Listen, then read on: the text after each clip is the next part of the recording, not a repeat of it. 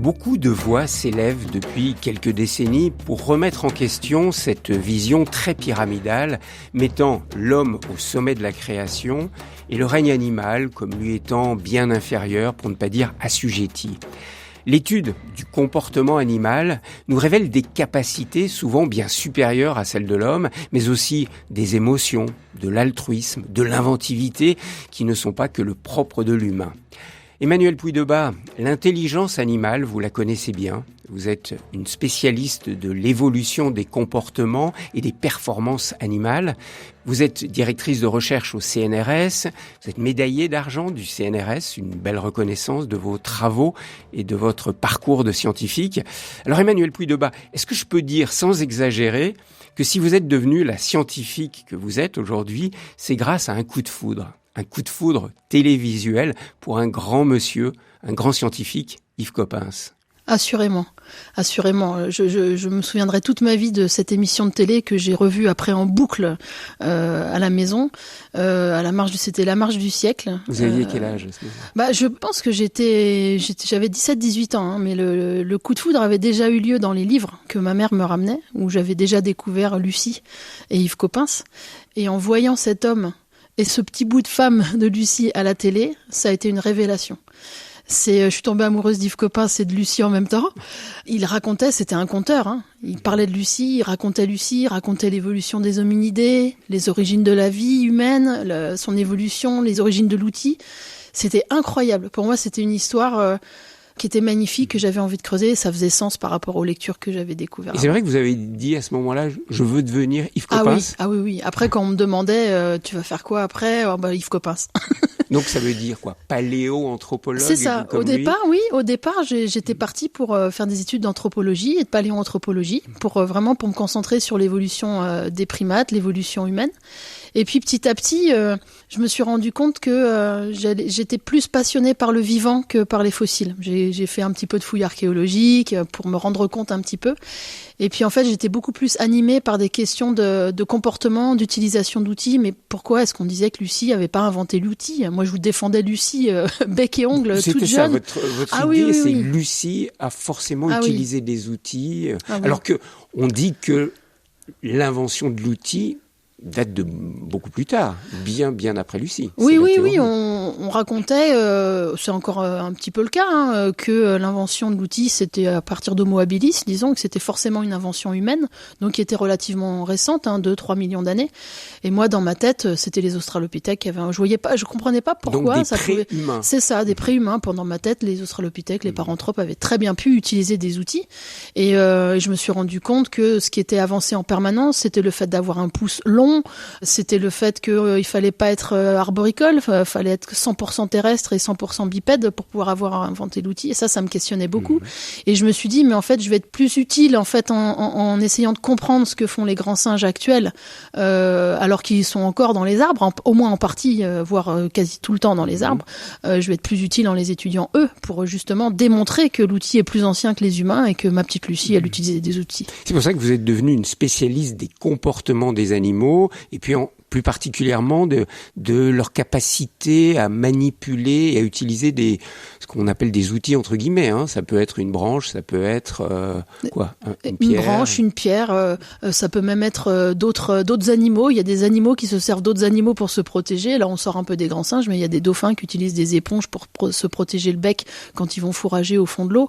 Donc oui, c'est vraiment l'utilisation d'outils et les capacités de manipulation qui m'ont beaucoup intéressée au début, et ça m'a permis de démontrer que c'était pas grave d'avoir un pouce court, que même avec un pouce court et en étant arboricole, on pouvait faire de grandes choses avec ses mains et on pouvait manipuler des outils. Donc ça a permis de remettre en cause les origines de l'outil. Alors on va revoir tout ça dans un instant avec vous, Emmanuelle Puydebas, mais je voudrais qu'on fasse un peu connaissance, qu'on découvre comment vous êtes devenue une chercheuse.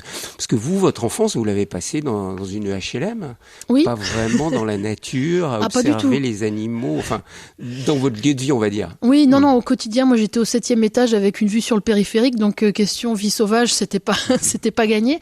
Par contre, je passais toutes mes vacances à la campagne, dans le jardin l'immense jardin de ma grand-mère en Touraine, et là je passais passais mes vacances à observer les insectes, les lapins, enfin toutes les bestioles qui passaient, que j'avais la chance de voir passer sous mon nez. Et alors ça, c'est une affaire de famille, non? Le lien avec les bestioles, comme vous dites. Oui. On a l'impression que dans votre famille, tout le monde aime les animaux, quoi. Oui. Votre arrière-grand-mère, votre arrière-grand-père, c'est vrai. Tout le monde. Mais c'est vrai que c'est familial, cet amour c'est familial, pour les animaux. mais c'est quelque chose que j'ai réalisé il y a pas si longtemps, en fait, presque en écrivant le livre, que c'est quelque chose qui était vraiment, c'était un héritage presque inconscient que j'avais eu.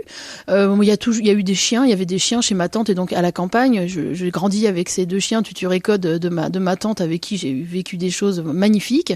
Il y avait des histoires, un autre chien qui s'appelait Hippipip, parce que quand on lui disait Hippipip, il répondait Wawa.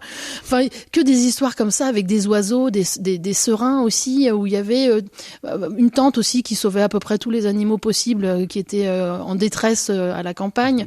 Donc il y avait plein d'histoires familiales comme ça. Et vous, petite fille, vous aimiez déjà observer ces animaux, être en contact avec eux? Ah oui, moi je dirais, avec le recul que vous avez, plus qu'un enfant normal? J'ai l'impression, parce que en fait, moi je pouvais passer des après-midi entières, 3-4 heures, à observer des coccinelles.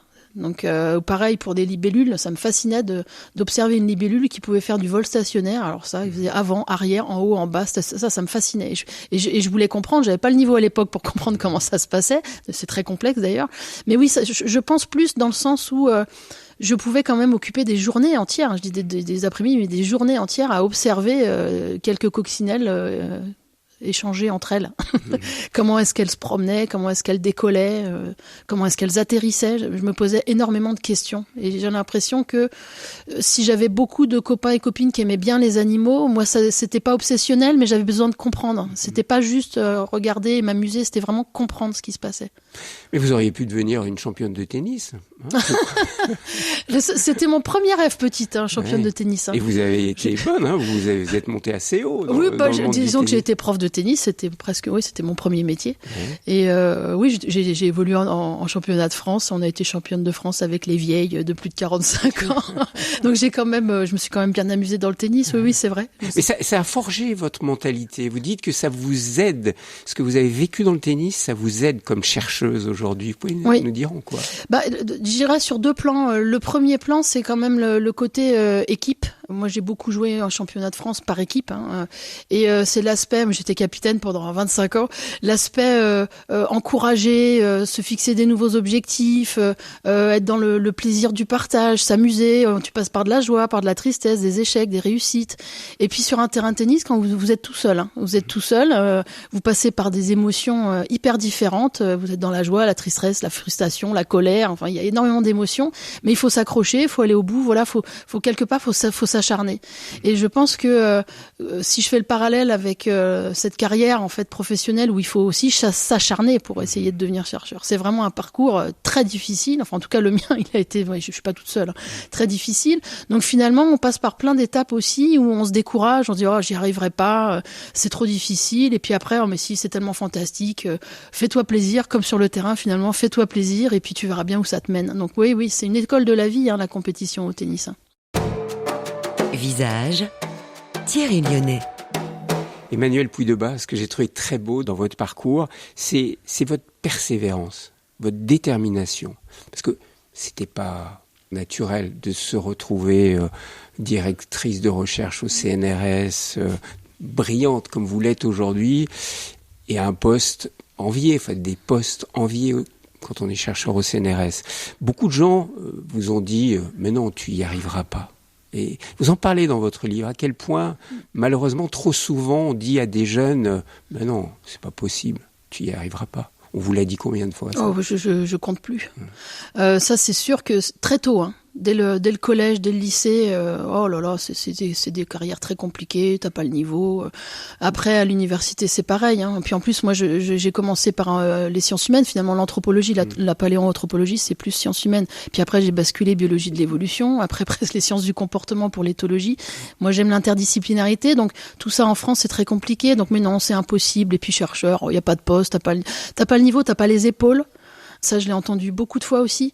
Donc, faut vraiment un acharnement, oui, une persévérance, oui, mais beaucoup de passion. Je pense que c'est aussi beaucoup la passion et l'amour de ce que je fais qui m'a aidé aussi un peu naïvement en me disant finalement, oui, c'est vrai, j'ai probablement pas le niveau, mais c'est pas grave. Tant que j'arrive à manger en profitant d'étudier les animaux, ma foi, tout va bien. Puis quand j'y arriverai plus, je retournerai sur les terrains de tennis. Mais c'est très, très enseignant pour ceux qui découvrent votre parcours de se dire que c'est pas parce que vous êtes directrice de recherche au CNRS que ça a été une voie royale et tout à fait facile. Vous en avez bavé. Vous avez dû parfois enseigner le tennis en même temps que vous continuiez à travailler et à étudier. Vous aviez été l'une des premières, pour pas dire la première, soigneuse dans un zoo. Oui, aux Otoiries, oui. Vous faisiez ça en parallèle, toujours les études et puis aller travailler comme soigneuse dans un zoo. Ceci dit, soigneur aux Otoiries, je me suis régalée. J'ai été expert en crotte de tous les animaux possibles aux Otoiries. Ça a été utile, non Utile, passionnant, hyper instructif, justement avec des premières belles rencontres avec les animaux aux Otoiries. Mais oui, c'est beaucoup de petits boulots avec des moments de précarité, des longs moments de précarité aussi pendant des années avant d'y arriver. Et c'est ce que j'essaye d'expliquer aux étudiants, c'est que si vraiment ils sont passionnés, faut qu'ils s'accrochent. Faut qu'ils s'accrochent parce que ça va marcher. Faut juste, il faut y croire. Il faut y croire, voilà. Faut y croire et écouter que le positif autour de soi. Emmanuelle Puydebas, on a parlé de votre coup de foudre, en tout bien, tout honneur, avec Yves Coppens. C'est drôle parce que vous l'avez eu comme directeur de thèse, et ce que vous cherchiez à démontrer, c'était l'inverse de ce qu'il disait. Au moins, vous allez nous expliquer ça. Et alors, qu'est-ce que ça dit de ce grand monsieur qu'il ait accepté de vous accompagner dans une recherche qui tentait à démontrer que lui avait tort ? Moi, ça le rend encore plus beau que ce que je le voyais déjà au début, parce que si je me mets à sa place aujourd'hui, un petit jeune qui arriverait en me disant mais là tu t'es complètement planté, moi je vais montrer le contraire, je suis pas sûre que je le prendrais très bien. Donc ça montre son ouverture, sa bienveillance. Un vrai scientifique. Ah oui, un vrai scientifique ouvert, humble sur l'aspect scientifique, la preuve, parce que en plus par rapport à ce projet-là, c'est un projet que j'avais déposé à la Bourse de la Vocation en n'y croyant absolument pas. C'est vraiment, on m'a dit mais si, il faut que tu le tentes. Je lui dis oui, mais mon projet il va à l'encontre d'un des membres du jury, c'est Yves Coppens que j'admirais plus que tout. Et puis j'ai la bourse et je vais finir par le rencontrer. Et effectivement, avec un projet qui allait à l'encontre de ses idées de l'époque, qui avançait que c'était le milieu de savane qui avait été à l'origine de la bipédie et donc des origines de l'outil. Et moi, je voulais montrer tout le contraire, que c'était plus l'arboricolie qui avait conduit justement aux origines de l'outil. Et là, je vois ce monsieur qui sélectionne mon projet. Je me dis mais je vais rencontrer Yves Coppens sur un projet qui va à l'encontre de ce qu'il dit. Mais j'avais un côté, c'était pas du tout de l'arrogance ou de la prétention ou quoi, c'était vraiment de une naïveté. Mais, et une intuition. Une intuition, oui, une intuition. Je dis, c'est pas possible, pourquoi est-ce qu'on oppose l'arboricolie à ses capacités de manipulation?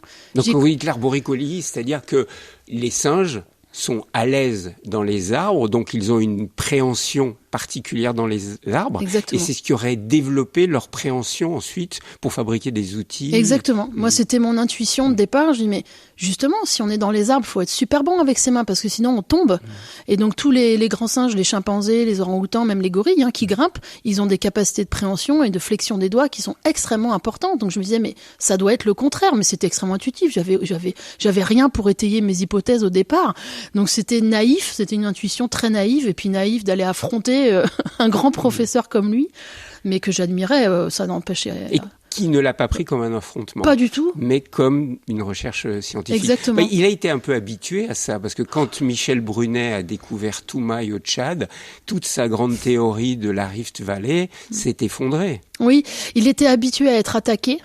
Tant sur ses théories que sur sa capacité, c'est paradoxal, mais sa capacité à diffuser et à vulgariser, avec des guillemets, j'aime pas trop ce mot-là, mais à diffuser parce que quand on veut diffuser au plus grand nombre, on est obligé de simplifier les choses et ça plaisait pas à certains de ses collègues. Mais est-ce que ce n'est pas ce que vous vivez, vous ? Si.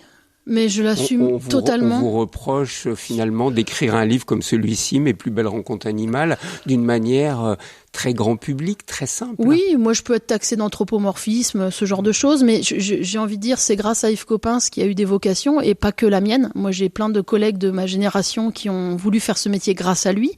Donc je trouve que c'est pas grave si on prend des raccourcis. Moi je pense que Il faut donner envie aux gens d'aller, aux jeunes, en tout cas pour ceux qui veulent en faire leur carrière, d'aller découvrir ce monde-là, quoi. Et c'est pas en faisant des discours hyper pointus et hyper spécialisés qu'on va leur donner l'envie. Donc oui, on fait des raccourcis, oui, on simplifie, mais ça me paraît pas grave du tout. Mais lui-même me disait qu'il avait pas d'ennemis, hein. Il le vivait pas du tout comme ça, lui. Hein. Moi, quand j'entendais des critiques, j'étais folle de rage.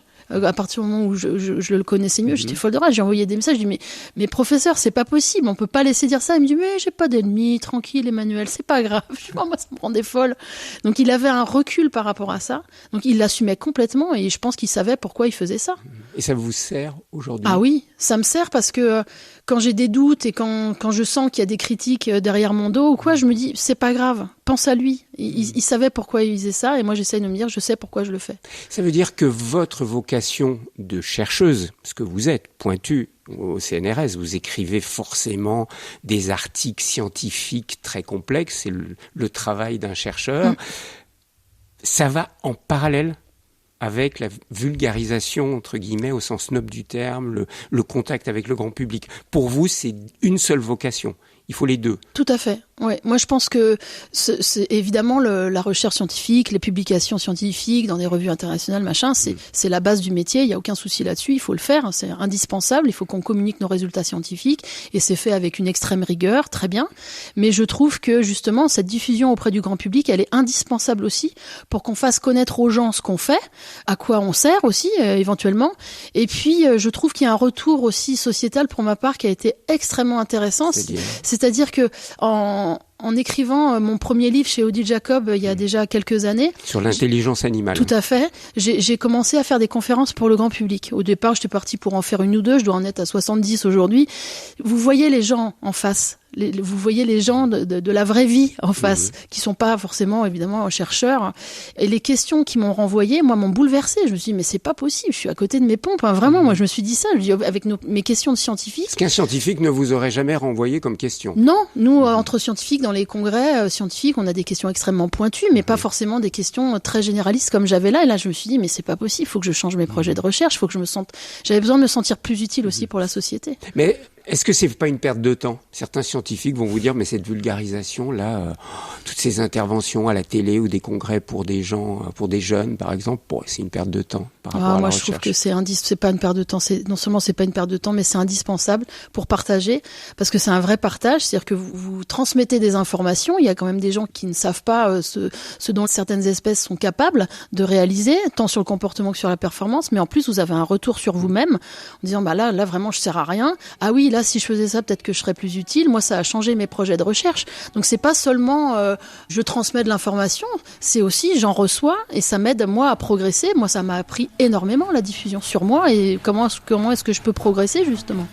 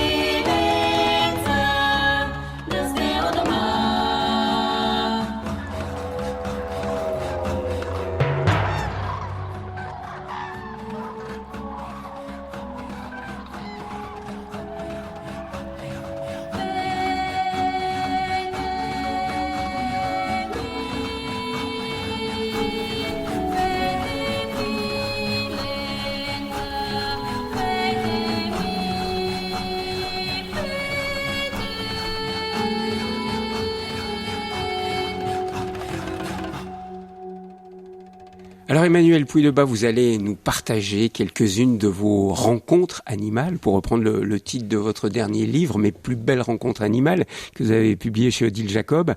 J'aimerais qu'on parle d'abord de l'intelligence animale. Parce que pour comprendre toutes ces relations que vous avez eues, il faut forcément s'appuyer sur cette intelligence animale. Et d'ailleurs, le titre de votre premier livre, ça a été ça, l'intelligence animale. Alors, comment comprendre ce mot intelligence rattachée aux animaux, parce qu'on a un peu cette impression que nous, les humains, les sapiens, nous sommes intelligents, et les animaux, c'est pas vraiment de l'intelligence, c'est plus de l'instinct. Alors, qu'est-ce que c'est pour vous que l'intelligence animale ? Alors, pour moi, parce que c'est sûr qu'on pourrait faire 10 livres, hein, rien que sur la définition même de l'intelligence.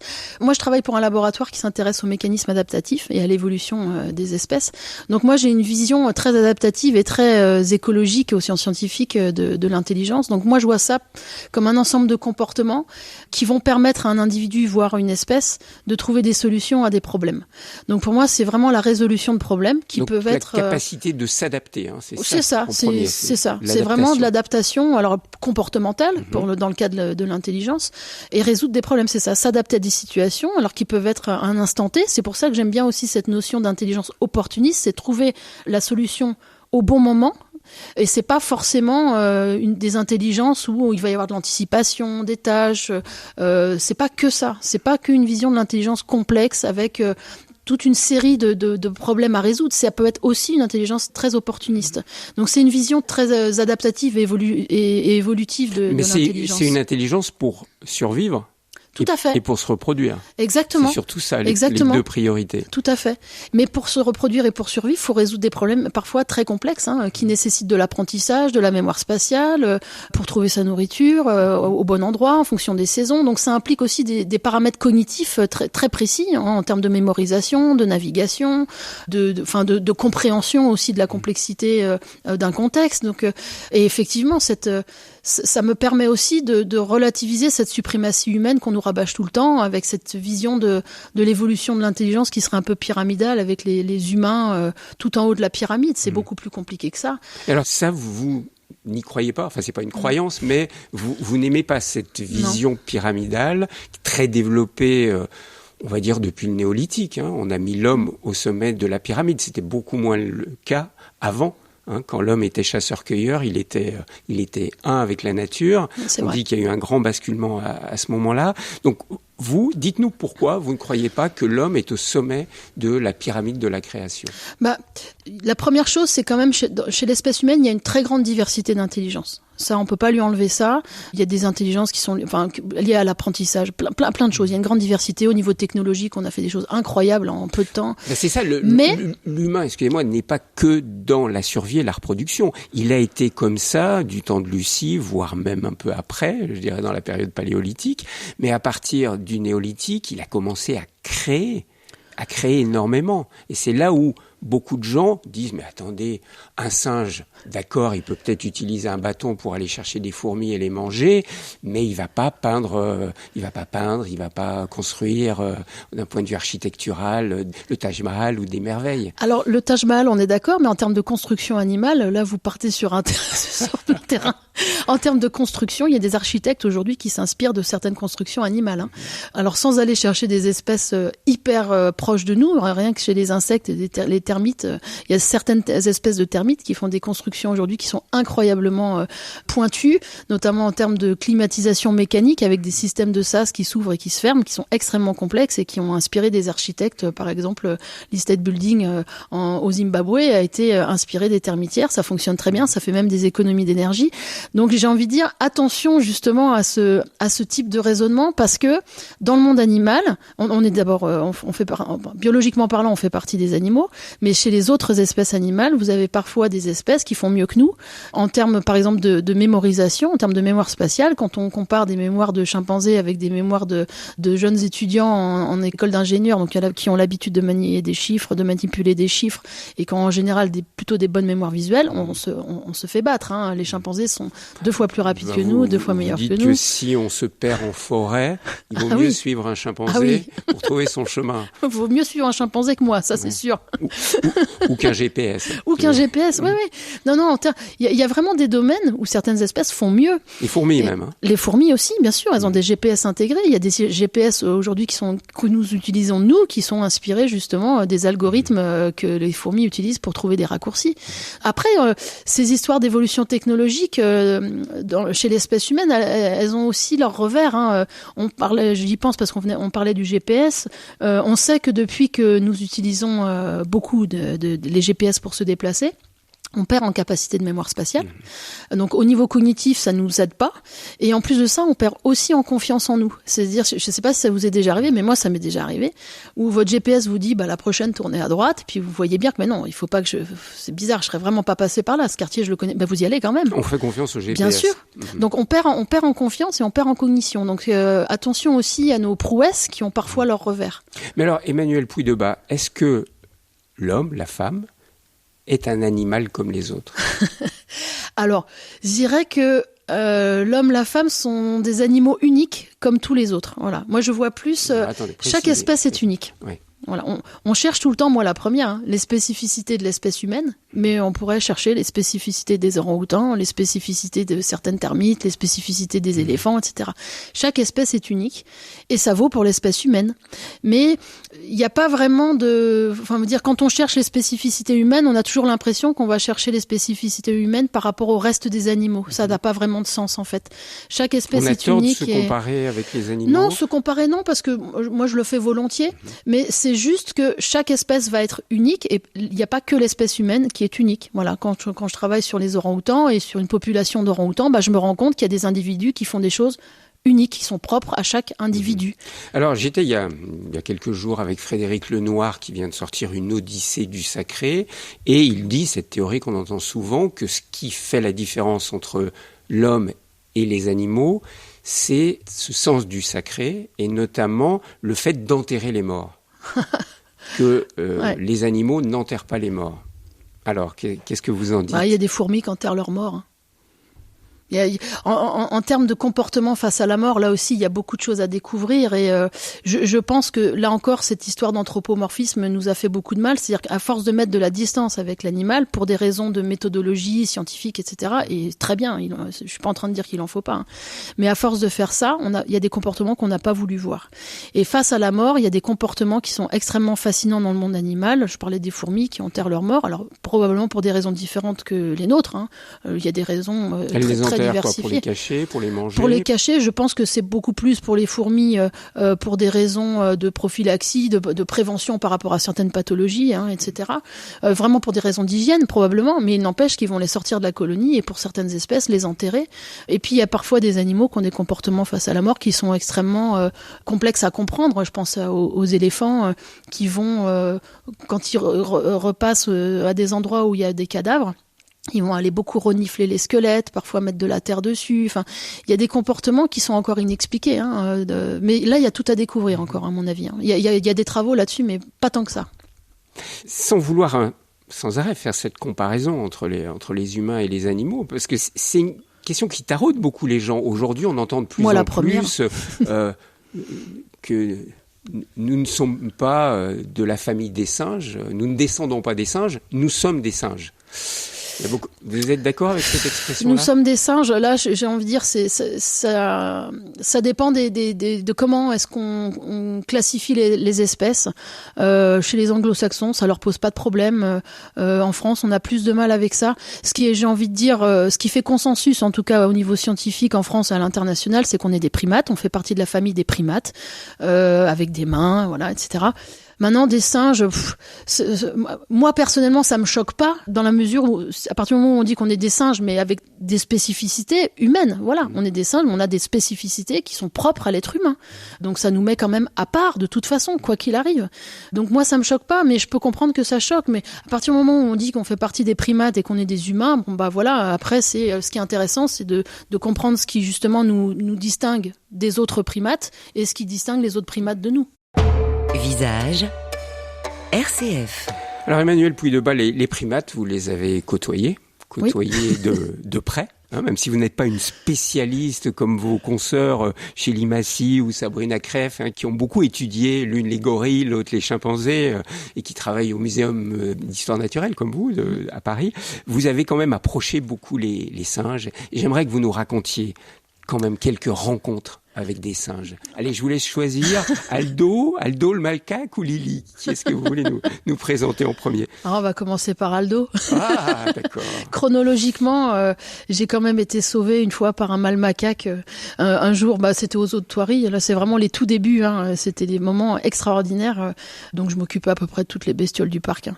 Donc, et puis, évidemment, on m'avait dit, là, tu vois, il y a un groupe de macaques qui vient d'arriver. Il faut éviter d'aller avec eux parce qu'ils viennent d'arriver. Ils sont un peu stressés. On sait pas trop comment ils vont se comporter. Et puis, moi, j'ai une âme d'enfant. On m'interdit. Évidemment, j'ai envie d'aller voir. Forcément. Ouais. Et donc là, vous rentrez dans leur zone. Voilà. Je rentre avec eux. Et je me dis, on verra bien. Donc je rentre, je me mets dans un coin, puis j'observe, et puis au bon moment, je me fais attaquer par les femelles, mais bien. C'est les femelles qui vous attaquent? C'est les femelles qui m'attaquent, en commençant à mordiller, ça a des bonnes canines, donc commençant à mordiller, à m'arracher les cheveux. Voilà. Et Aldo, là, il est dans son coin, il observe. Il observe. Et là, je me dis, je fais quoi? J'essaye de m'en aller. Puis je me souviens que dans mes lectures, en principe, faut pas bouger, faut attendre que ça se calme, etc. Donc, pour l'instant, dans l'immédiat, je bouge pas. Je commence un peu à avoir mal quand même, mais je bouge pas. Je me dis, elles vont bien se calmer. Donc, je fais pas de mouvement brusque, rien, je bouge pas. Et puis, au bout d'un moment, donc je fermais les yeux quand même pour me protéger les yeux. Il faut pas les regarder dans les yeux? Alors, ça dépend des espèces. Les gorilles, clairement, ils évitent vos regards, ils vont se retourner, etc. Pour les macaques, pas forcément. Après, c'est vrai qu'à partir du moment où vous les fixez et vous allez avoir des mouvements de va-et-vient en les regardant, ça peut être pris comme de l'agression. Donc là, je m'étais dit, je ferme les yeux pour me protéger les yeux, je ne bouge pas et ça va bien finir par se calmer. Puis à un moment donné, je sens que les femelles s'en vont et j'ouvre les yeux et en fait, c'est Aldo, donc le mâle, qui était venu me défendre et qui avait viré les femelles, qui était reparti à l'autre bout de l'enclos, et il est resté avec moi. Et il m'a épouillé. Alors, je suis pas très, très, très poilue, mais c'était un épouillage social, on appelle ça. C'est-à-dire que c'était vraiment pour apaiser la situation. Donc, il me regardait les avant-bras avec ses petits doigts tout précieux, là. Et donc, je suis restée là une bonne heure avec lui. On s'est épouillé, c'était apaisé. Et ça m'a beaucoup touchée. Et mais après, soyons clairs, il vous sentait comme une femelle potentielle? Je pense une pas. Autre femelle pour son harem? Non, je pense pas que il y avait pas de visée amoureuse, Je pense pas. J'ai pas la prétention de croire ça. Non, je pense que c'était plus, il voulait apaiser la situation et accepter que je sois dans le groupe, même si c'était pas son groupe. Au moins apaiser la situation et que ça se passe paisiblement. Et après, j'y suis retournée plein de fois et j'ai été acceptée par les femelles. Ma présence était largement tolérée, mais c'était plus une manière d'apaiser la situation. Mais non, ils me voyaient pas comme un membre à part entière du groupe. Et qu'est-ce qu'on ressent dans ces moments-là où on est une humaine proche de ses cousins qui sont très proches de nous? Moi, ça m'a beaucoup émue, ça m'a beaucoup touchée. Le souvenir que j'en ai, il est très tendre. Je me dis, c'est quand même un petit mâle macaque qui est venu me sauver. Je sais pas comment ça se serait terminé, elle m'aurait pas tuée, mais je serais sûrement repartie avec quelques blessures. C'est surtout de l'émotion et se dire que il y a une proximité qu'on ne voit pas si on met trop de distance avec les animaux qu'on étudie. Là, il y avait une proximité que j'avais franchie, j'avais pas à être avec eux. Mais j'ai franchi ce cap, quelque part j'ai désobéi, mais en désobéissant, je me suis rendu compte que qu'un individu pouvait me protéger, que je pouvais avoir un contact social avec lui tout à fait paisible et que finalement j'étais rentrée en communication avec lui sans vraiment chercher. Moi, j'étais rentrée juste pour observer au départ. Donc on apprend beaucoup d'un coup sur l'émotion, sur l'empathie qu'il avait probablement envers moi. Donc, mine de rien, sur une petite anecdote comme ça, d'abord c'est très touchant, ça vous marque à vie, et ensuite de ça, vous apprenez sur les émotions, sur l'empathie, sur sa capacité à me protéger, à vouloir apaiser la situation. Donc, c'est beaucoup d'informations. Alors, vous avez prononcé le mot d'émotion, Emmanuelle Puydebas. Là aussi, beaucoup de questions autour des animaux.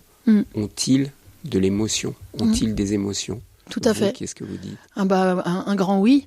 Sans hésiter. Sans aucune hésitation. Je ne compte plus les espèces et les animaux que j'ai étudiés ou avec lesquels j'ai vécu qui étaient emplis d'émotions. Et d'ailleurs, dans ce livre, c'est vraiment un de mes objectifs, c'est vraiment de mettre l'émotion au cœur, les émotions au cœur des sciences. Je trouve qu'on met trop de côté ces sentiments qu'on peut avoir, qu'on peut ressentir, et les émotions que nous on peut ressentir et que eux peuvent ressentir quand on fait des expérimentations ou juste quand on les observe. Alors justement, vous mettez le doigt sur la question qu'on va se poser en vous lisant. Vous dites à quel point les animaux ont des émotions, des sensations, et on les utilise pour nos expérimentations. et nos expérimentations médicales. Alors, qu'est-ce que vous dites ? Il faut qu'on arrête les expérimentations médicales sur les animaux ? Ça, c'est un vrai problème et c'est une vraie question qui est extrêmement complexe. Moi, depuis quelque temps, je m'implique dans des commissions d'éthique animale, que ce soit au muséum, pour le ministère, très local, au sein même de mon laboratoire aussi. C'est très complexe. Quand vous réunissez les gens, vous allez avoir plein d'avis extrêmement différents là-dessus. Il y en a qui sont indifférents à la souffrance animale, faut le dire clairement. Il y en a que ça préoccupe, mais on n'a pas forcément de solution. Et puis il y en a qui ont des solutions à l'inverse extrême, dans le sens on arrête tout. Mais est-ce qu'on peut tout arrêter ? On le voit rien que sur les vaccins.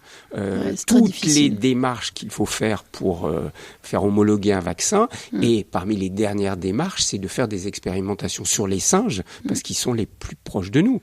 Et on met en danger la vie des singes à ce moment-là. Ah oui, tout à fait. Là, ça, c'est un vrai sujet de société. Il y en a plein de sujets de société, même sur les humains, pour lesquels on n'arrive pas à trancher. Moi, ce que j'estime déjà dans un premier temps, c'est que la souffrance animale, elle est insupportable et qu'on ne peut pas travailler avec les animaux aujourd'hui s'il y a de la souffrance. On peut l'éviter. Donc on doit le faire. Et c'est pas encore le cas. Ça, pour moi, c'est un premier combat à mener.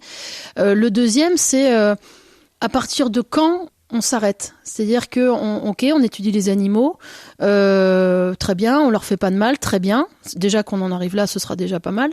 Et ensuite de ça, c'est parce que certains vont vous dire, c'est pas un problème de travailler sur les animaux et qui souffrent si c'est pour sauver des vies humaines. Mais on n'en est pas là à mon avis. C'est-à-dire qu'il y en a qui font souffrir les animaux sans sauver des vies humaines. Donc déjà qu'on commence par ça, à mon avis. Et ensuite, effectivement, pour toutes les questions médicales, il y a aujourd'hui des outils pour faire autrement. Donc je pense que quand on peut faire autrement, on doit faire autrement. Mais entre le on peut et on doit, il y a du travail encore aujourd'hui. C'est un domaine où il y a encore beaucoup à faire. Emmanuel Pouilledebat, vous travaillez beaucoup, vous réfléchissez beaucoup sur ce qu'on appelle le bien-être animal aujourd'hui. Vous êtes même chargé d'une commission pour le bien-être animal pour Paris, pour essayer de voir comment déjà dans la ville de Paris on peut participer au bien-être animal. Qu'est-ce qu'on met sur ce mot, le bien-être animal ? Alors là aussi, c'est un livre à lui tout seul. Un de vos prochains livres ? Je sais pas, mais c'est complexe. Ouais. Parce qu'effectivement, pour certains, il y a des définitions extrêmement strictes. C'est-à-dire que le bien-être animal, c'est en gros faire en sorte que ce soit la même chose que ce qui vit dans son milieu naturel. Alors, moi, c'est très bien, vous dites ça. C'est ça. Bon, un oiseau, vous aimiez beaucoup les petits oiseaux, vous les avez eus en cage. Oui, tout à fait. C'est plus le bien-être animal, on est d'accord. De garder un oiseau mais en cage. Aujourd'hui, pour moi, c'est impossible d'avoir un oiseau en cage. Voilà, on est d'accord. Pour vous aujourd'hui. Ah oui, pour moi aujourd'hui. Quand j'étais petite. Vous étiez petite, vous adorez. Mais là, parmi les gens qui nous écoutent, je suis sûr qu'il y a des gens qui ont leur perruche ou leur canari dans les cages. Sûrement. Qu'est-ce qu'on fait ? On ouvre la cage ? Ah non, surtout pas, parce qu'une fois que vous l'avez en cage, le pauvre, si vous l'ouvrez, il est condamné. Donc après, il est sûr d'être mangé par un chat en quelques heures. Ah oui, ils vont pas savoir s'en sortir. Non, mais ce sont des questions extrêmement complexes et presque individuelles. Il y a des gens qui vont avoir un oiseau en cage et qui vont s'en occuper, qui vont le libérer régulièrement et l'oiseau sera peut-être pas forcément malheureux. Après, c'est comment est-ce qu'on s'en occupe aussi ? Est-ce qu'on interagit avec ? Est-ce qu'on lui propose des choses ? Est-ce qu'il s'ennuie, etc. Faut pas non plus accuser tous les gens, qui ont des oiseaux enfermés de faire de la maltraitance. C'est aussi comment est-ce qu'on s'en occupe. Après, moi, à titre personnel, un animal en cage, c'est plus possible. Oui, mais attendez, vous venez de me dire, le bien-être animal, c'est sa vie libre dans la nature. C'est ce que certains donne comme définition. D'accord. Non. C'est-à-dire que pour beaucoup, ce qui est utilisé dans certains comités au niveau éthique pour le bien-être animal, c'est à partir du moment où il a déjà ce qu'il a en milieu naturel, c'est déjà du bien-être, mais ça peut faire l'effet inverse. C'est-à-dire que quand vous avez des animaux en cage qui finalement ont des aliments en permanence, qui n'ont pas de prédateurs, finalement on peut très bien vous retourner l'effet inverse. C'est-à-dire que c'est beaucoup mieux qu'en milieu naturel. Il n'a pas de prédateurs, il a de la nourriture en permanence. Je pense aux chiens et aux chats. Il y a des millions de chats et de chiens aujourd'hui qui sont pas dans un milieu naturel. Ils sont enfermés dans des appartements, par exemple. Est-ce que ceux qui nous écoutent doivent se dire il faut arrêter d'avoir des chiens et des chats ? Honnêtement, j'ai pas la réponse. Moi, j'ai un chien à la maison. J'ai un petit chien à la maison. C'est pas de la maltraitance. J'ai pas l'impression de la maltraiter, mais peut-être. Je sais pas, faudrait lui poser la question. Est-ce que Lily, est-ce que t'es malheureuse ? J'en sais rien, j'ai pas l'impression. Mais là, en fait, je pense que ce qui est important dans ces sujets-là, parce que la définition même du bien-être animal, vous mettez pareil, vous mettez 20 collègues là autour de la table, vous aurez 20 définitions et 20 visions différentes. Moi, j'ai l'impression qu'aujourd'hui, La difficulté, c'est d'identifier s'il y a justement des émotions négatives chez l'animal qu'on étudie ou qu'on a à la maison. Est-ce qu'il y a des émotions négatives? Est-ce qu'il y a de la souffrance? Et à partir de là, si j'arrive à identifier ça, comment est-ce que je peux lutter contre ça pour que l'animal avec qui je vis ou l'animal que j'étudie soit le plus heureux possible? Et rien que la détection de la souffrance et des émotions négatives, c'est déjà un sujet scientifique en soi. Mais vous voyez, c'est un vrai débat de société. C'est un vrai débat. C'est un vrai débat de société dans bien des domaines. Je repense au cirque. J'ai eu Alexis Grus en face de moi qui aime les animaux, qui les aime. Il les aime, ses chevaux. Il aimait ses éléphants. Il m'a dit à quel point il aimait les éléphants. Et là, maintenant, on lui interdit d'avoir des éléphants. Bien sûr. On ne permet plus aux gens du cirque d'avoir des animaux dits sauvages. Je pense que pour lui, il était malheureux. Je ne peux pas savoir à quel point il était malheureux quand il a dû se séparer de ses éléphants. J'en suis sûre. Je pense que pour les cas du cirque, c'est aussi beaucoup pour l'itinérance, pour le transport des animaux qui sont parfois, c'est extrêmement compliqué. Vous avez parfois des girafes ou des éléphants, effectivement, qui étaient transportés dans des camions, dans des conditions où parfois même ils arrivaient, ils étaient morts. Hein. Donc c'est aussi pour ces raisons-là. C'était pas le but des gens du cirque. Bien sûr que c'était pas le but. Bien sûr que c'était pas le but. Je pense que la plupart, ils étaient on est bien d'accord. Mais il y a un moment donné où on est dans une société qui n'accepte plus qu'un animal souffre. Voilà. Et je pense que c'est une vraie question. Mais est-ce qu'il souffre? Parce que lui, il me disait, on jouait. Par exemple, mes chevaux aiment jouer. Lui, il a observé, ça fait 60 ans, plus de 60 ans qu'il est dans le monde du cirque. Il me dit, mais vous pouvez pas savoir le lien que j'ai avec mes chevaux. C'est sûr. Et à quel point ils sont demandeurs d'apprentissage. Ils aiment apprendre. Bien sûr. Bah, puis en plus, pour le coup, il interagissait énormément avec. Donc, probablement que ses chevaux, ils étaient pas malheureux. Enfin, c'est encore le présent. Ses chevaux, il peut encore les avoir. C'est au présent. Bien sûr, il a encore, tout à fait. Mais, il y a eu, le problème, c'est que voilà, il y a eu des accidents d'animaux dans les cirques. Puis il y en a qui sont quand même hébergés dans 2 mètres carrés. Enfin voilà, il y a des conditions pour certains, pas pour tous bien sûr, mais il y a des conditions de vie pour certains qui ont été très difficiles et c'est probablement pour ces raisons-là qu'on a interdit. Mais vous, par exemple, attendez, vous, dans votre livre, Emmanuelle Puy-Debat, vous parlez de votre rencontre avec des dauphins. Oui. Vous avez, comme toujours, vous rencontrez les animaux dans leur milieu naturel et vous les rencontrez dans des milieux fermés, on va dire. Pour les dauphins, c'est le cas. Pour les dauphins, ça a été le cas. Vous les avez rencontrés dans les 2 milieux. Quid de ces zoos marins, comme ceux à côté d'Antibes, par exemple, où vous étiez, où vous avez joué, échangé avec un dauphin. Il faut les fermer, il faut arrêter. Honnêtement, j'ai pas la réponse. Je suis impliquée dans les débats en ce moment, justement sur les delphinariums, etc., les cétacés en captivité. Quand on connaît l'histoire des captures, des orques, etc., c'est atroce. Sincèrement, quand on connaît l'histoire, je pourrais pas aujourd'hui être pour la captivité de ces animaux-là.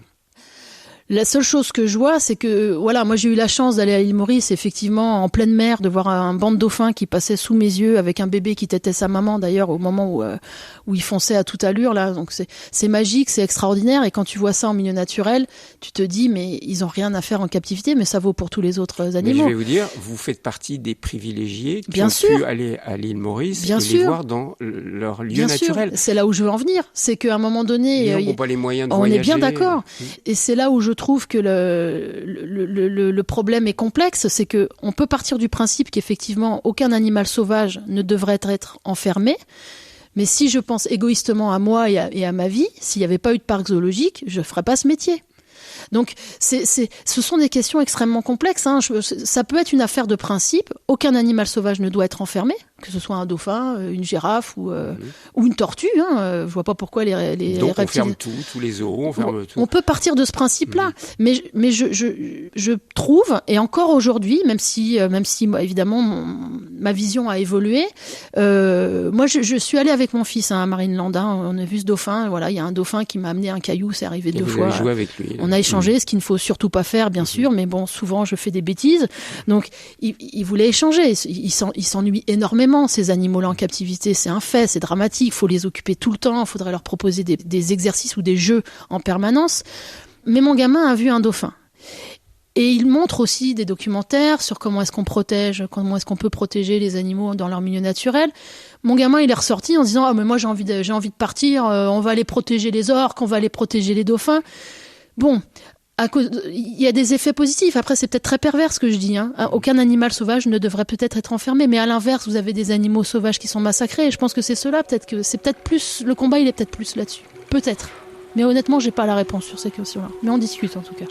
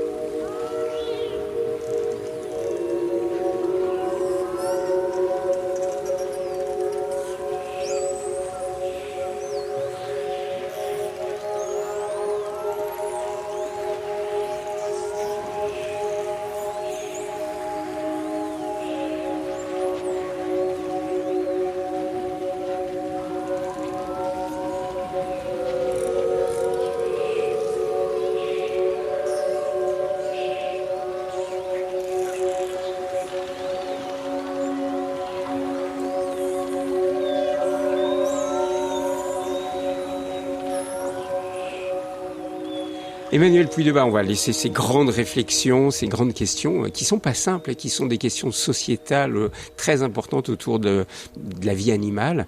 On va retourner sur votre travail. J'ai découvert que vous étiez passionné par la trompe des éléphants.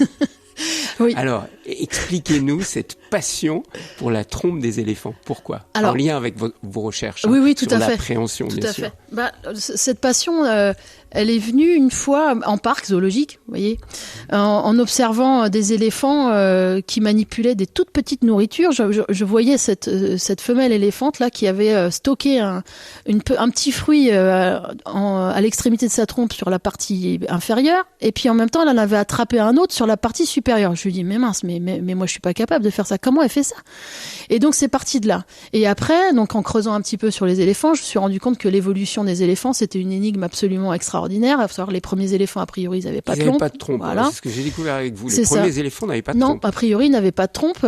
Et puis petit à petit, au fur et à mesure de l'évolution, la trompe elle se serait allongée, les défenses aussi, avec des morphologies de défense très différentes, symétriques, asymétriques, des grandes, des petites, des tordues, des rectilignes, etc. Et je me suis dit, mais mince, mais qu'est-ce qui s'est passé ? On ne sait pas. Donc le projet a démarré comme ça, en me disant, voilà, on va essayer de travailler sur la trompe des éléphants, qu'est-ce qu'ils sont capables de faire, et surtout, comment ils le font. Donc là, ça nous implique d'essayer de comprendre les forces que l'éléphant il met dans sa trompe. Là, on retrouve les chercheurs du CNRS avec toute la technologie nécessaire, la pluridisciplinarité, comme vous dites. Vous travaillez d'ailleurs avec un robotiste, non ? Comment est-ce qu'on appelle ? Oui, un roboticien. C'est ça, un roboticien tout à fait. Américain. Oui, avec les roboticiens d'Yale ou encore à Nantes. L'université d'Yale, près de New York. Oui, c'est ça. Et même des collègues de Nantes qui font de la bioinspiration, ils sont passionnés par ça. Et ce qui est génial, c'est que même avec un collègue, Raphaël Cornette du muséum, on monte des dispositifs qui sont inédits pour justement essayer de quantifier les mouvements de la trompe, les forces que la trompe peut exercer. Il y a des systèmes de récompense. L'avantage quand on travaille avec les éléphants, c'est qu'ils comprennent très vite. Et puis l'autre avantage de faire... Ils sont vraiment intelligents, les éléphants. Ils pigent très vite. Il y a un apprentissage qui est extrêmement rapide. C'est absolument fascinant. Et en plus de ça, ce type de protocole où eux, ils s'amusent finalement à essayer d'attraper des choses, ils récupèrent des récompenses. Ça les occupe en plus en parc zoologique. Donc voilà, on fait vraiment quelque chose qui, je pense, est utile scientifiquement et aussi pour leur bien-être, pour le coup. Et ce qui est génial dans ces histoires de trompes, c'est que dans l'industrie, en fait, il y a des robots préhenseurs, donc qui attrapent, qui sont souvent spécialisés. Vous allez avoir des robots préhenseurs pour des petits objets, d'autres pour des gros, d'autres qui vont aspirer, d'autres pour des objets qui ont des formes très particulières comme les pneus. Mais vous n'avez pas de robot préhenseur polyvalent. Et quand je me suis rendu compte de ça, je me suis dit mais nous on en a un dans le monde animal, un organe préhenseur polyvalent, c'est la trompe des éléphants. Donc du coup, ce qui m'a intéressé les roboticiens, et là ça y est, on rentre dans cette phase-là, c'est justement d'utiliser les données biologiques qu'on a sur la trompe de l'éléphant, que ce soit les données comportementales, qu'est-ce qu'ils sont capables d'attraper, des petits objets, des gros, ça peut déraciner un arbre, une trompe d'éléphant, mais ça peut aussi saisir par aspiration. Peut vous aspirer une pastèque par aspiration. C'est le nez, la trompe, je le rappelle. Faites pas ça chez vous. Mais bon, c'est un organe qui est absolument extraordinaire. Et donc là, on est en train de transférer toutes les données biologiques aux roboticiens et on espère créer un prototype de robot robots préhenseurs polyvalents. Alors, est-ce que ça veut dire, Emmanuelle Puydebas, quand vous faites vos recherches sur le comportement des animaux, est-ce qu'il doit y avoir toujours une application utile pour les hommes ? Est-ce qu'on vous demande au CNRS, OK, c'est très bien tes études, mais il faut quand même qu'on l'applique et qu'on l'utilise pour nous humains ? Alors, j'ai envie de dire qu'au CNRS, il y a vraiment une liberté scientifique qui est assez rare d'ailleurs. C'est vraiment, je trouve que c'est un luxe scientifiquement, où effectivement on peut très bien se poser des questions fondamentales toute sa vie. Par contre, je me donne pour obligation aujourd'hui qu'il y ait des applications. Et ça, c'est grâce à la diffusion scientifique, on en parlait au début, c'est grâce aussi au retour des gens pendant les conférences où je me dis mais c'est pas possible de pas me sentir utile. J'ai besoin d'être utile maintenant. Donc effectivement, de plus en plus, je dirais que c'était une minorité avant, mais maintenant les 3/4 de mes projets ont une visée appliquée, soit pour le bien-être animal, soit justement pour la détection des émotions, pour améliorer l'éthique animale, soit lien avec l'industrie. Soit pour bien vieillir. Bien vieillir, ça peut. On a parlé des éléphants, mais alors avec votre intérêt pour les ratopnus. Alors j'invite les auditeurs à aller voir sur Internet le profil du ratopnu. Et vous êtes passionné par cet animal et vous dites qu'il peut vraiment nous apporter énormément de choses sur notamment la question de la longévité. Ah oui, c'est sûr. Alors là, moi je travaille pas spécialement sur la longévité chez les ratopnus, mais c'est vrai que ce sont des animaux extraordinaires.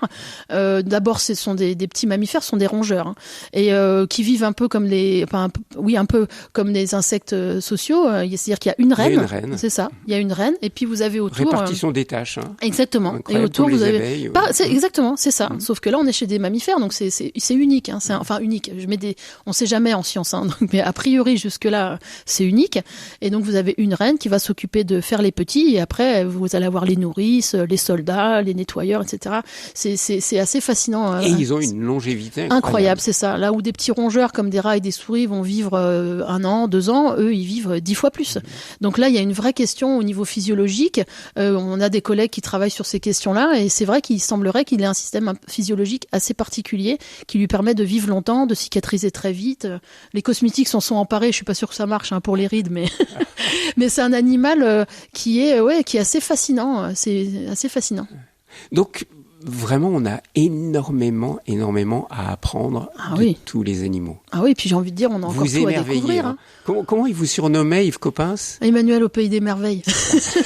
C'est un peu ça. Ah oui, et vous êtes encore, ça fait des années que vous travaillez dans ce domaine-là, vous êtes toujours émerveillé de plus en plus. Ah oui, ça n'a pas changé. C'est même de pire en pire, j'ai envie de dire, parce que en vieillissant, je me rends compte du caractère unique justement de cette beauté, du comportement, des performances quand on quantifie les forces ou la rapidité avec laquelle certains se déplacent. On est plus dans la performance, mais c'est unique. Et puis moi je suis toujours en extase. Tout vous émerveille, vous. Enfin, dans votre livre, je sentais ça. Tout vous émerveille. Les araignées, les libellules, les éléphants, les singes, tout. Tous les animaux. Moi, en vacances, ça change pas. Quand je prends le temps d'observer une petite araignée crabe dans les hortensias, ces petites araignées blanches là, qui se mettent à l'affût pour capturer une proie, je trouve ça magnifique. Les phasmes, on en voit en Charente-Maritime. Enfin, oui, franchement, les libellules, ça m'épate toujours autant. Un animal qui est capable d'aller dans tous les sens, moi, ça me fascine. C'est pour ça que c'est important de sauver la biodiversité, parce qu'il y a des gens qui se disent finalement, attendez, il y a tellement d'animaux sur la Terre, on sait même pas entre 8 millions ou 20 millions d'espèces. Oui. Donc il y a des gens qui se disent, s'il y en a quelques-unes qui disparaissent, c'est pas grave. Vous dites quoi Non, moi, chaque espèce qui disparaît, je suis malheureuse. Parce que tout est source de beauté et d'interrogation sur nous-mêmes, et il y a encore tout à apprendre. Vous dites entre 2 et 20 millions, oui, ça dépend des définitions de l'espèce. Personne n'est d'accord là-dessus, mais c'est pas grave. Il y a effectivement une immense diversité, et sur ces millions d'espèces, il y en a que à peu près 10 000 qui sont décrites. Donc j'ai envie de dire, il y a encore tout à découvrir, et quand on voit qu'on peut s'inspirer de toutes les bestioles possibles, que ce soit des papillons pour les panneaux photovoltaïques, des ours polaires pour les pneus anti-aquaplaning. Enfin, nous on a travaillé sur les chimpanzés. Vous parliez de Sabrina Krief tout à l'heure. Les chimpanzés sont les rois de l'automédication. On a découvert des choses qui peuvent aider à la prévention contre le paludisme. Enfin, même les cancers. Enfin, il y a énormément de choses encore à découvrir. Donc je trouve ça, au-delà de cette beauté du vivant qui disparaît, qui moi me touche en soi, on a encore tellement à apprendre que je trouve ça d'autant plus triste, quoi. Et quand vous dites, Emmanuelle Puydebas, j'ai appris de mes rencontres animales que tout est lié, qu'est-ce que vous voulez dire par ça ? En fait, je pense que ce que j'ai voulu dire, C'est que si vous touchez à un petit maillon de la chaîne, ça dérègle tout le reste. S'il y a une abeille qui disparaît, vous avez toute la chaîne de la pollinisation qui disparaît. Si vous avez et inversement, si vous avez une forêt qui disparaît, vous allez avoir toutes les bestioles qui vont avec qui disparaissent. Il y a moins d'insectes aujourd'hui, forcément ça va toucher les oiseaux, etc. Tout ça, tout est lié dans le sens où si c'est bouleversé à un endroit, que ce soit la flore ou un endroit de la faune, c'est tout un équilibre. C'est ça, c'est tout un écosystème qui est bouleversé. On a des collègues qui travaillent là-dessus, et c'est ça qu'il faut que les gens comprennent. C'est que oui, c'est vrai qu'à l'échelle de l'évolution, ma foi, s'il y a quelques bestioles qui disparaissent, d'ailleurs ça a toujours été le cas. Il y a toujours eu des espèces qui ont disparu et puis d'autres qui apparaissent. On a même en ce moment des nouvelles. Ça continue. La difficulté aujourd'hui, c'est que c'est à vitesse grand V. Et puis peut-être par endroit ce sera irréversible, mais à l'inverse moi je me positionne plus sur le côté émerveillement et le côté optimiste, dans le sens où quand on protège un endroit ça fonctionne, c'est-à-dire s'il y a des zones préservées ça fonctionne, il y a plus d'insectes, il y a plus d'oiseaux, quand on protège des requins dans certaines zones, boum, ça repart. Donc j'essaye plus de me concentrer sur ce qui fonctionne pour justement garder un peu cet espoir, et puis le fait de se dire aussi j'agis, ça marche, quoi, parce que sinon on est vite découragé. On le sent bien dans votre livre, Emmanuelle Puy-Debalde, le message que vous nous passez, c'est de s'émerveiller, d'observer et de s'émerveiller. Et pas besoin de partir au Kenya pour ça. Hein. Tout à fait. Tout près de chez nous. Ah oui, tout à fait. Moi, je prends le temps, j'essaye de prendre le temps sur mes vacances, au moins juste d'aller me promener dans les parcs. Oui, voilà, j'essaie de lui transmettre ça. Enfin, il est encore plus curieux que moi, lui. Il est mal parti. Mais oui, de lui transmettre juste, regarde la coccinelle, regarde ce qui est fait, regarde les petits gendarmes, regarde ce qu'ils font, regarde cette libellule, c'est incroyable. Regarde l'écureuil, ce qu'il est en train de faire. Regarde cette corneille qui est en train de planquer sa nourriture. Et c'est des choses qu'on peut voir vraiment pas loin de chez soi. Hein. Y compris dans les villes. Hein. Mais bien sûr, les corneilles qui lancent les noix sur la route pour que ce soit écrasé, ou qui les balance sur les terrains de tennis. Moi, je l'ai vécu en direct, ça. Jouer au tennis dehors sur un terrain qui était pourri, mais peu importe. Ou t'as une noix qui tombe. Qu'est-ce que c'est que cette histoire? Et puis tu te rends compte qu'en fait, elles ont repéré que le terrain de tennis c'était du goudron, c'était dur, ça permet de casser la noix. Et ça, il y a pas besoin, comme vous dites, il y a pas besoin d'aller au Kenya. Donc, ce sont des choses qu'on peut observer près de chez soi et qui peuvent être vite magiques, quoi. Emmanuelle Puy-Debalde, on parlait d'Yves Coppens en commençant cette émission. Je suis heureux de lui rendre hommage à travers vous, parce que ça a été une belle personne, vraiment quelqu'un qui nous a fait aimer la science. Et Yves Coppens disait « La science, Emmanuelle, la science, les solutions viendront de là. Oui. » Vous avez ce même optimisme face à l'avenir? Alors, quand j'ai des petits coups de pessimisme, je pense à lui. Parce que il était toujours positif. Et moi, les échanges que j'avais avec lui, où je lui disais, oh là là là là, il y a rien qui va, regardez ceci, regardez cela, il me disait non. Et c'est là où il me disait la science, Emmanuelle, la science. C'est que quand je partais dans des discours un peu philosophiques dans ma tête, en me disant, mais là, il va falloir parler de ci, il va falloir parler de ça, il me dit non, il me dit, Emmanuelle, la science, la science. Oui, mais les solutions viendront de là, y compris pour la situation dans laquelle nous sommes aujourd'hui avec le réchauffement climatique. Je pense que c'est là où j'ai peut-être un petit ajout à faire. Les solutions viendront aussi, je pense, de ceux qui ont le pouvoir aussi. Hein. Il y a des choses à changer qui sont pas possibles juste en étant scientifique. Par contre, en étant scientifique, effectivement, moi, je peux travailler à des solutions scientifiques pour protéger les animaux, pour qu'il n'y ait plus de souffrance, ce genre de choses, par exemple. Pour la biodiversité, oui, on participe, le CNRS y contribue largement à protéger certaines zones, etc. Donc, on peut, en tant que scientifique, proposer des choses, même pour le dioxyde de carbone. Mais voilà, il y a des choses qui viendront pas que de la science, c'est sûr. Il faut que les sapiens qui nous dirigent soient de vrais sages au sens étymologique de sapiens. Exactement. On a du chemin encore. Oui, je pense. Merci beaucoup, Emmanuelle Puy-Debalde. Vraiment, j'étais ravi de vous rencontrer. Et puis, je renvoie à votre livre qui est, alors, je le dis, un grand public accessible à tous. C'est pas réservé à des scientifiques, même si c'est publié chez Odile Jacob, qui fait souvent des livres très sérieux et très pointus. Mais là, c'est un livre très accessible, Mes plus belles rencontres animales. Merci à vous. Merci à vous.